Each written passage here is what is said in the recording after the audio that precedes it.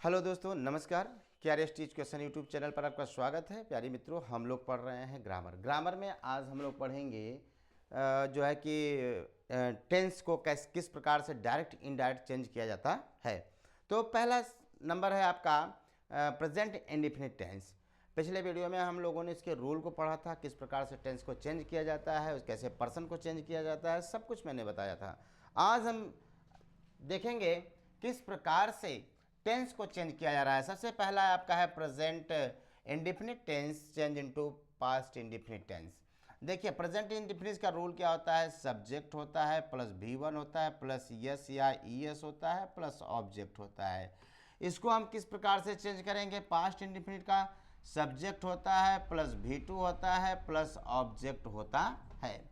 तो ये रहा रूल आपका। आइए हम सेंटेंस को लेते हैं। जैसे पहला नंबर डायरेक्ट ले लेते हैं।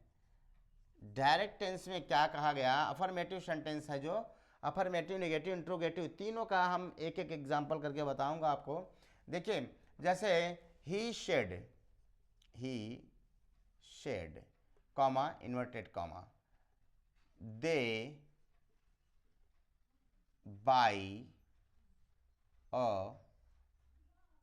The car, they buy the car, उसने कार खरीदी। अब देखिए, उसने मुझसे कहा कि वे कार खरीदे। अब देखिए, इसमें क्या होता है कि अब ये प्रेजेंट इंडेफिनिट टेंस है। आइए अब देखते हैं इसको किस प्रकार से चेंज करते हैं पास्ट इंडेफिनिट टेंस में। इनडायरेक्ट करते समय पास्ट इंडेफिनिट टेंस में हम इसको चेंज करेंगे इनडायरेक्ट में। जैसे ये तो उसी तरह लिख देंगे, जब ऑब्जेक्ट नहीं है तो उसमें कोई परिवर्तन नहीं होगा।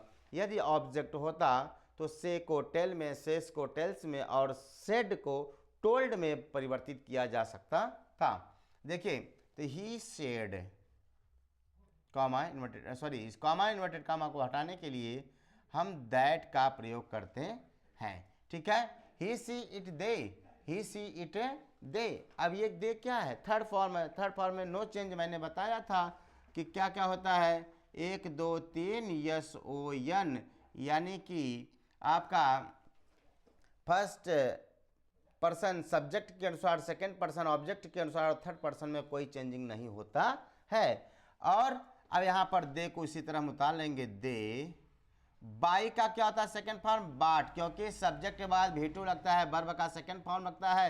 यहां पर बाई है तो उसका सेकंड फॉर्म क्या हो जाएगा, bought, bought the car, bought the car. ठीक है, दूसरा एक लेते हैं, जैसे एक एग्जांपल और ले लेते हैं अफर्मेटिव का, डायरेक्ट का, Seema said to me comma inverted comma, I rights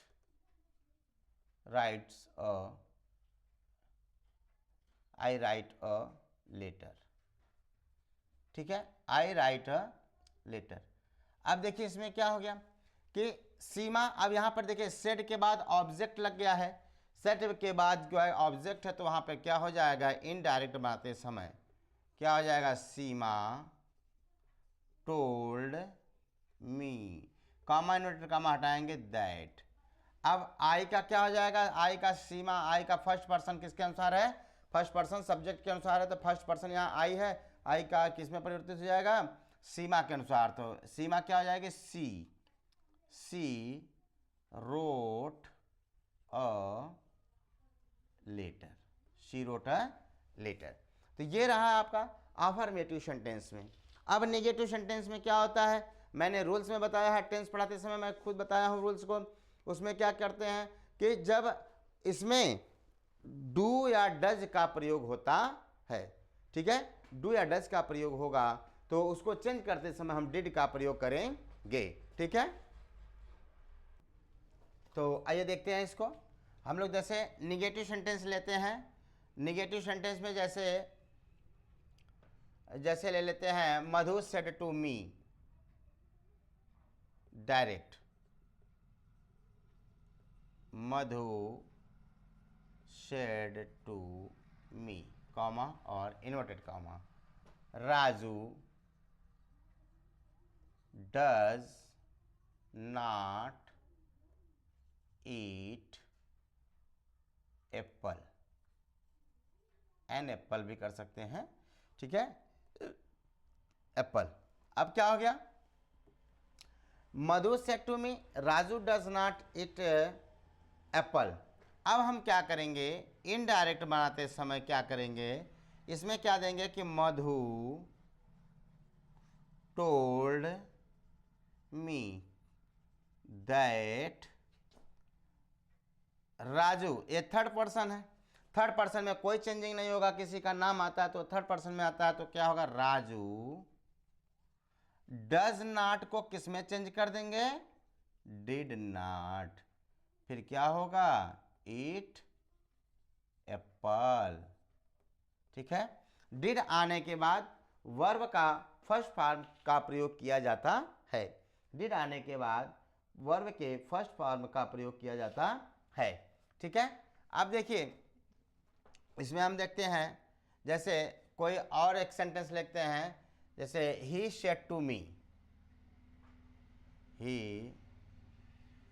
said to me, comma and inverted comma, ठीक है, comma inverted comma, he said to me, he said to me he does not go to school, he does not go to school। अब क्या हो गया, अब इसको किस प्रकार से हम करेंगे कि जैसे इनडायरेक्ट बनाते समय he told me that, अब ही और he third person no change, he did not, does not को किसमें चेंज कर देंगे, did not go to school, ठीक है। देखा आपने किस प्रकार से हमने अफर्मेटिव और निगेटिव को हल किया। आइए अब देखते हैं इसमें हम लोग किस प्रकार से इंट्रोगेटिव को सॉल्व करते हैं, ठीक है। तो इंट्रोगेटिव के लिए हम लोग देखते हैं,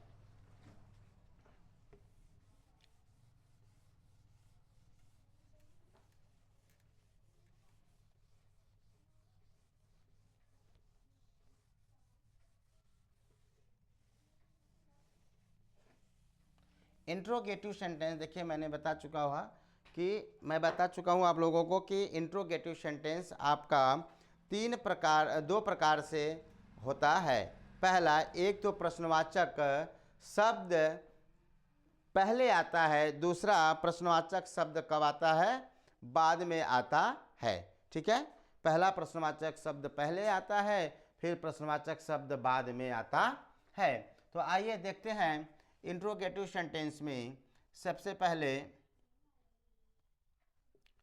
एक सेंटेंस लेते हैं, जैसे you said to him, you said to him, ठीक है, तुमने उससे कहा, क्या कहा, वाई डू दे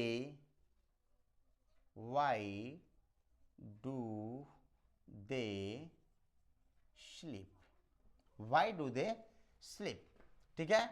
अब यहां पर हम लोग क्या करते हैं कि इसके अनुसार हम लोग क्या करते हैं, चेंज करते हैं, you told him, comma inverted comma को हटाने के लिए किसका प्रयोग किया जाता है, दैट का प्रयोग किया जाता है, दैट का प्रयोग किया जाता है। ही टोल्ड हिम दैट, अब यहां पर देखिए वाई पहले आया तो वाई को ही लिख देंगे, अब डू को यहां से हटा देंगे, क्योंकि यहां पर डू को हटा दिया जाएगा, ना कि डिड का प्रयोग किया जाएगा, क्योंकि इंट्रोगेटिव सेंटेंस है।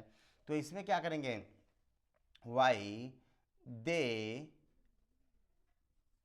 स्लिप्ड, वाई दे स्लिप्ड, ठीक है, वे क्यों सोते थे।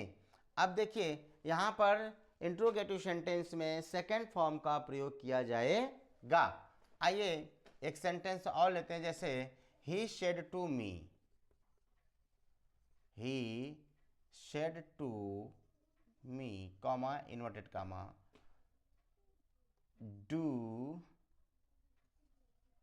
you take your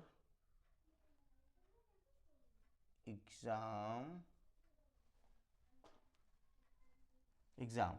बस अब देखिए यहाँ पे क्या हो गया, ही टोल्ड मी दैट हो जाएगा पहले ही टोल्ड मी, इसके बाद कॉमा इन्वर्ट कॉमा को उठाएंगे दैट। अब यहाँ पर हम क्या करेंगे कि डू